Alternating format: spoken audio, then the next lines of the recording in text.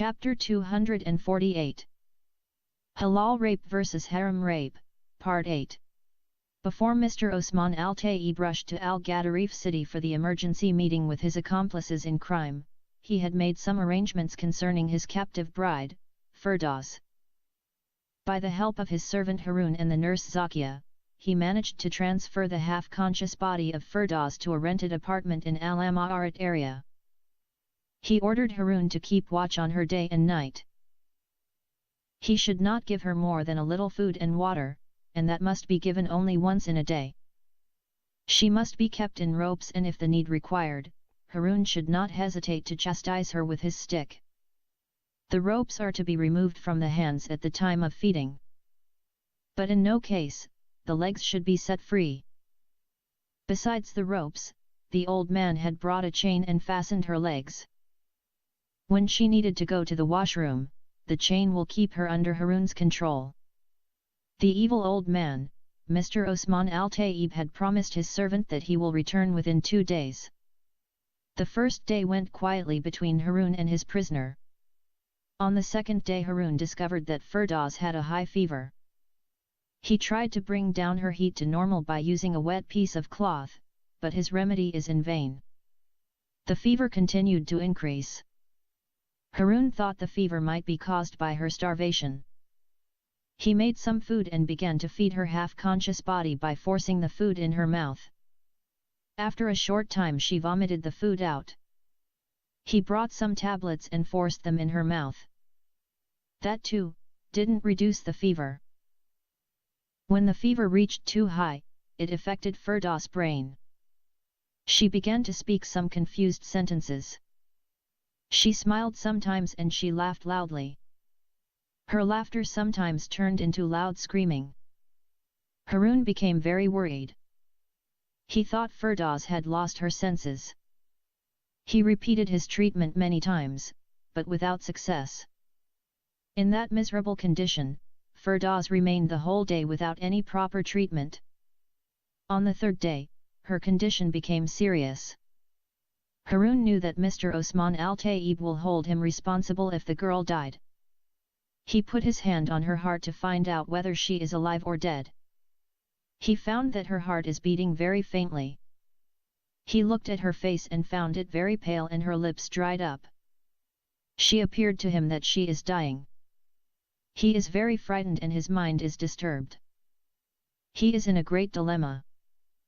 Whether to take her to the hospital or to run away before she will die. While he is in that dilemma he heard the doorbell ring. He ran to the door and pulled it open. He is expecting to see the old man, but instead he saw Zakia standing before him and her face showed that she is carrying bad news. Her face had totally changed in those few days. It looked as if it had been beaten with many slaps. Her eyes are frightened and surrounded with black circles. Her hair is not properly arranged. Her clothes are dirty and torn. Harun thought that she had run into trouble with the old man. He said to her, "What did he do to you?" Instead of answering his question, Zakia pushed him inside and walked in. When she saw Firdaus she opened her eyes wide and put her hands on her mouth. She looked to Harun with a big question mark on her frightened face. "She is not yet dead," said Harun, "but she is dying. If Mr. Osman Al-Taib delays his coming for one more day, she will definitely die. Mr. Osman Al-Taib will not come for years. He is arrested." "Who arrested him and why?" "He is arrested by Al-Gadarif police because of his involvement in bribery and rape crime." "Rape?" shouted Harun, "has he raped you too?" "Not me. It is a kidnap and rape crime. It means this girl is not his wife. He kidnapped her from Al-Gadarif." "Not this girl too. There is another innocent girl who is kidnapped and raped by some gangsters who are friendly with Mr. Osman Al-Taib. What shall we do with this girl? She is dying. We must take her to the hospital immediately. That will put us in trouble. Any doctor will know that she has been beaten and starved to death. What do you want us to do with her?" If she die like this, we will be in more trouble. We will be involved in a murder case. You are right. The hospital may save her life. Let us first unchain her and dress her properly. The servant and the nurse spent an hour in washing and dressing the half-dead body of the innocent girl, Firdaus. When they removed the ropes and chain and combed her hair, she began to look human again. Nevertheless, the fever remained high as before. They hid all the tools which are employed by the old man and his servant to beat, torture, and rape Firdaus.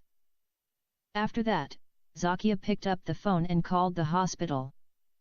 The two servants of old man sat silently beside the dying girl. Every now and then Zakia checked the heart of Firdaus. Whenever she did that, her face showed more fear and worry. After half an hour the hospital ambulance arrived. A doctor and two nurses with two other men walked in after Harun had opened the door for them. While the doctor is checking the girl, one of the two men began to question Zakia and Harun. What relation do you have with this girl?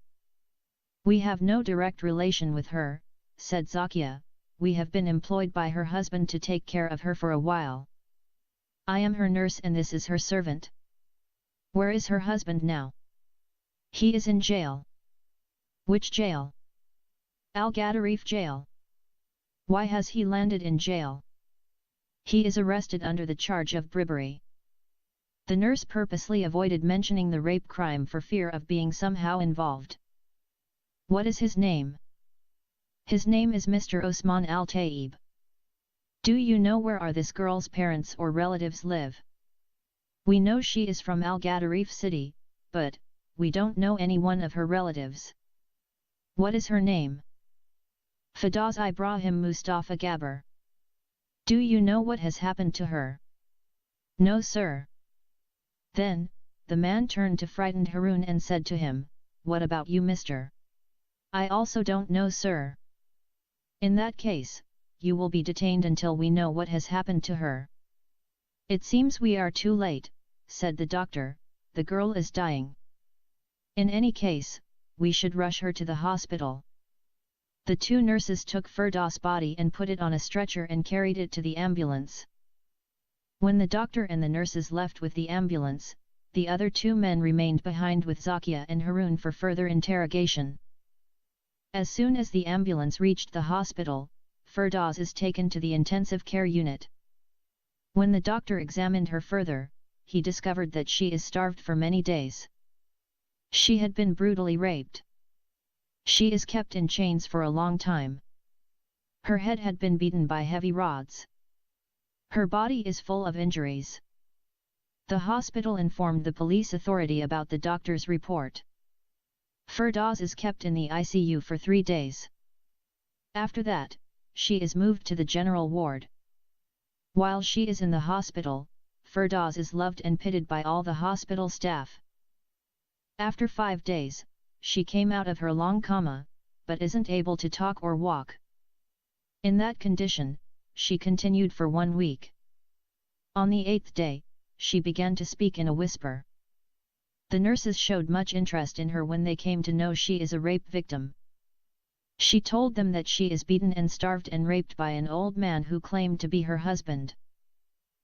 A nurse by the name of Amal became very friendly with her. Firdaus told her about her boyfriend Salah. Amal tried to assure Firdaus that she will recover soon and see Salah again.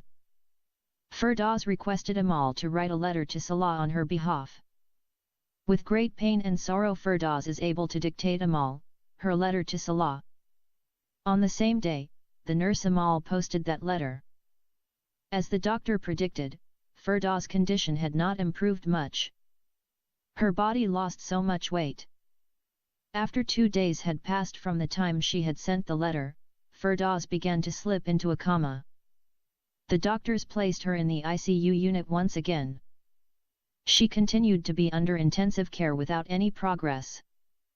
Moreover, she continued in her coma for many days, until at last the doctors declared her clinically dead. During that period, her friend Amal did everything for her that a friend can do. She washed her clothes every day. She cleaned her body and combed her hair regularly. Sometimes, she spent the night beside her bed. Firdaus is not aware of all this. The nurse Amal wished that Salah will come before Firdaus' soul will depart from her body. Meanwhile, after Mr. Osman Al-Taib and Al-Sahir Omar are arrested, Frida had returned to Abu Dhabi after her short holidays are over.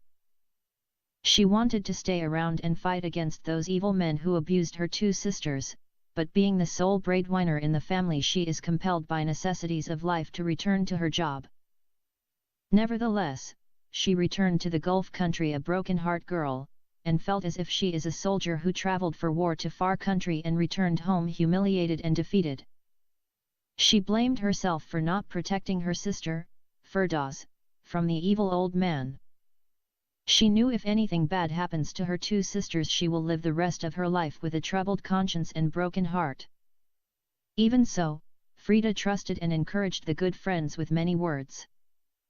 Salah, Sami, Walid, Mona, and her brother Osman and her sisters Badria and Intisar promised her to continue the good fight until they will achieve complete victory over all the wicked conspirators. Osman assured Frida that he will not return to his school in Kassala until Firdaus is rescued from the evil old man and returned safely to her city and family. He also swore by Allah he will not allow anyone among those wicked men to touch a finger of his sister Intisar. Nevertheless, in the day Firdaus' letter reached Al-Gadarif city, Salah and his good friends are planning to go for a picnic. The picnic is planned to celebrate the victory they had achieved over their enemies.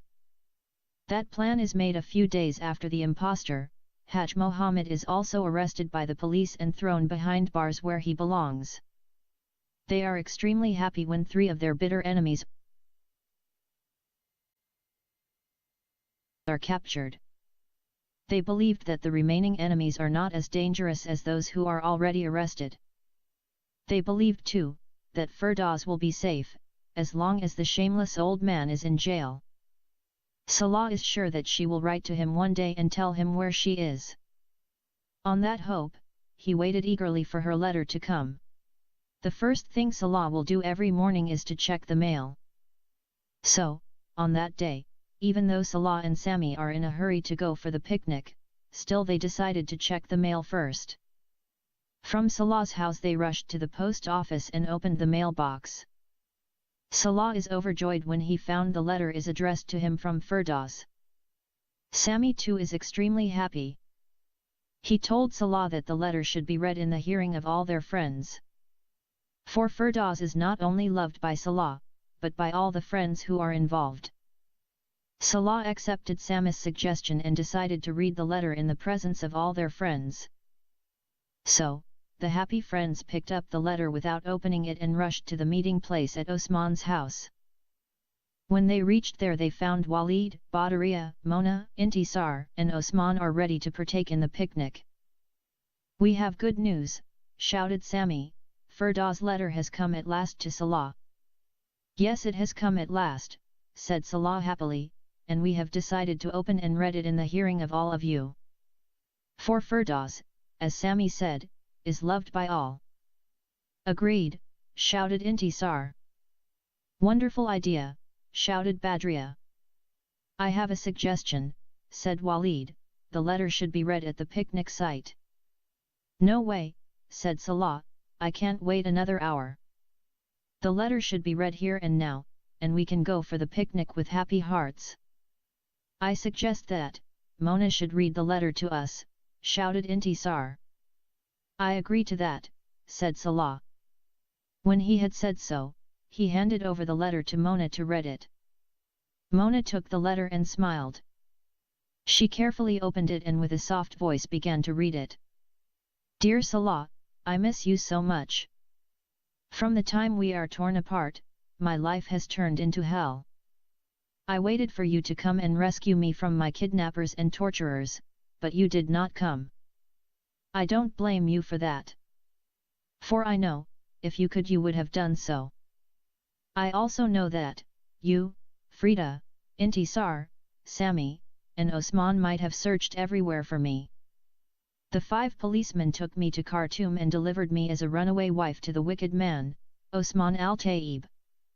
He tied me up with ropes and chains like a mad person or dangerous criminal. He beat me with a heavy and big stick and starved me to the point of death. He hired another wicked man to torture and imprison me. That evil man did more evil to me than the wicked old man. With the help of that man and another woman, the evil old man had raped me brutally and repeatedly. In my agony and suffering I hated and despised myself. In particular, I hated my sister Intisar who put me in this troubles. But, my dear Salah, you must know that I don't hold you responsible for what has happened to me. I blame Intisar and Sami for that. Intisar should have known that her love with the wicked rich man's son will not work for good. We, her family and many of our good neighbors and her friends had warned her in advance. But, her selfish love had blinded her eyes and made her to refuse to listen to the wise advice of her own mother, neighbors, and friends. Even her lover Sami is yet another self-seeking and silly boy. He stubbornly and openly defied and challenged his father's authority. He knew and understood very well that his wicked father will never ever allow him to marry a poor girl like my sister Intisar, still he played with the fire and continued his mad love. His selfish and blind love brought all these evils on me. My dear Salah, my heart is continuously bleeding and my eyes are always shedding tears. I have done nothing to deserve this cruel torture and punishment. I have no hand in this fight between father and son. I also have no business in this mad love of my foolish and selfish sister and her stupid and obstinate boyfriend. Due to the unceasing torture of my body by the evil old man and the other wicked man, I fell sick for many days. He is supposed to take me to the hospital immediately. Instead, he kept me imprisoned in his house for many days, until my condition became serious. At last, I was sent to the Khartoum General Hospital. I was kept in the intensive care unit for some days. Now I am in the ladies' general ward. My health still bad. I have lost a lot of weight in this time. I know that I am going to die soon. Last night 2 doctors spoke in English and I understood from their words that they have given up any hope on me. I am happy that I am going to die soon. For it is better for me to die than to live in this evil world. I may die before this letter reaches you. It is my heart desire to be your life partner and enjoy life with you. But, the world is so full of evils, that such a desire cannot be fulfilled. Dear Salah, I will like to tell you that you are a great man. You are the only person that I have loved in my short life. I want you to remember me always. My heart is crying for you. My eyes are blinded with many tears. Come Salah and hold me in your arms. I want to see you before I die. Please dear Salah, come quickly and hold me in your arms before I die. I miss you so much. In our short love, you have given me so much wonderful time. So come dear Salah before I die. Yours, Firdaus. While Mona is reading the sad letter of Firdaus, everybody is weeping silently. When she finished her reading and lifted up her eyes, she saw everybody had covered his face with his hands and turned his head away in shame. Mona's eyes and cheeks too became wet with many tears. Yes, it is because of me she is suffering, screamed Intisar loudly. I am a coward man, shouted Osman, I am not worthy to live. I couldn't protect my sister with these hands. These hands should be cut. When Osman said those words, he began to hit his hands and head against the wall. Salah and Sami ran and held his hands and head and prevented him from hurting himself. Not you alone, said Sami while is crying, all of us are responsible for her suffering and torture. All of us are cowards and selfish. We must go right now and save her from dying in that hospital. What has remained of her to be saved by us? She has been kidnapped, raped, and butchered by your wicked father. Because of you and this selfish and foolish girl, my sister Firdaus is murdered by your evil father. When Osman said those words, he ran toward his sister Intisar and took hold of her hair and began to pull it out. Intisar didn't resist or try to protect herself from her angry brother. She felt she deserved to be murdered for the crime that has been done against her innocent sister. Walid and Badria are the first two to rush toward them and separate them. "This won't solve the problem, Osman," shouted Salah in anger. "Firdaus has not died, she is alive," said Walid loudly. "Yes, Walid is right, she is not going to die," said Badria. "For me she is dead. I have killed her. I am a coward and selfish girl," shouted Intisar while she is crying loudly. "You have not killed her," shouted Salah, "you are not coward and selfish girl. Firdaus will live. She is my fiancée. I will go to her and wipe away her tears. With my love I shall heal all her wounds. No one here is responsible for her suffering. Those who caused her agony and suffering will be punished by the law. They are already in jail. Let us not give up. Let us not be divided. Our enemies are defeated. We should not give them a chance to turn our victory into defeat." "Yes, Salah is right," said Sami, "we have already defeated them and exposed their wicked conspiracy openly. It is just a matter of time. We must go right now to Firdaus. We should prove to her that we love her and care about her," said Walid. "Yes, we are going right away to Khartoum," said Sami. "Yes, we must move quickly," said Salah. When he said those words, he took hold of Osman and Intisar's hands and rushed toward the outside door. All the others followed them silently. The trip to Khartoum is felt by the 8 friends to be very long and difficult. Osman and Intisar didn't speak a single word during the journey. Osman kept his face in his folded hands and continued to remain silent the whole time. Intisar did the same, except that she continued to weep throughout the trip. The others talked to each other very rarely. The 5 hours are spent in silence. Firdaus' words in the letter kept ringing as bells, announcing a dangerous future for everyone. For Osman, Firdaus' death will mean that he had failed in his duty as a brother who's supposed to protect his sister from such an evil kidnap and rape crime. He told himself, if she die, he will either kill himself or kill those who destroyed her life. Sometimes, his mind told him, even if he did kill all his enemies, he will not be able to restore back to his sister her purity, honor and her life. In those thoughts, Osman's mind and conscience kept tormenting him during those long 5 hours. Intisar is torn apart between her family and her lover. She asked herself silently, whether she is truly as selfish, coward, and foolish as Firdaus and Osman had described her. If Firdaus die, should she break her friendship with Sami, or continue it, and become her family's enemy? Sami's conscience too troubled him about his friendship with Intisar. He asked himself as whether to continue to fight against his evil and dangerous father, or give up and leave Intisar to Hassan. Salah told himself that everybody will hold him responsible for Firdaus' kidnap, torture, rape, and death, because he convinced Frida, Osman and the others that the law and not violence will solve their problem. What will he do if Firdaus has died?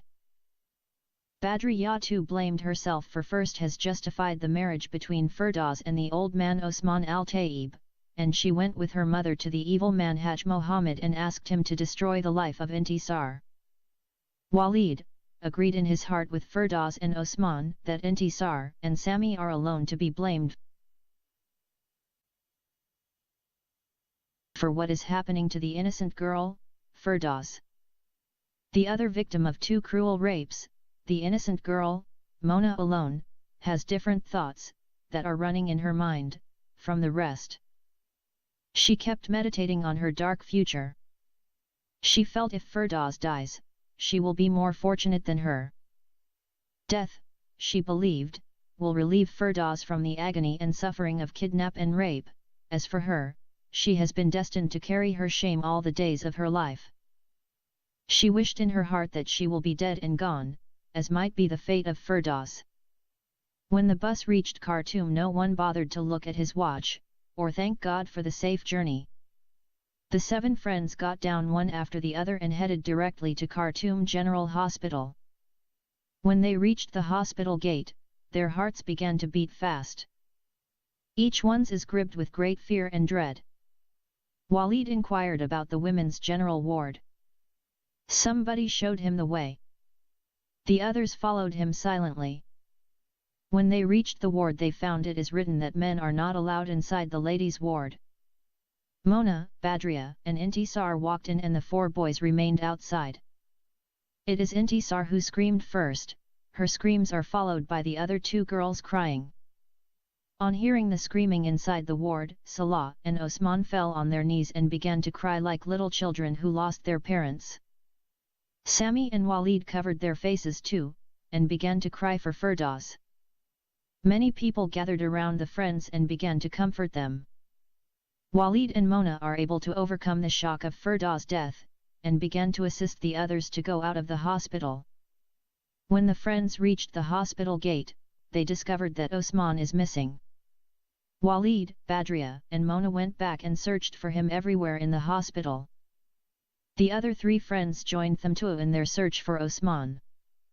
They asked the hospital staff and some patients, but no one had seen where Osman had gone. The friends began to be worried about Osman too. Some of them thought that he might have gone to Firdaus' grave to weep there. From the hospital authority, they came to know where Firdaus is buried. The nurse Amal introduced herself to the friends and agreed to accompany them to Firdaus' grave.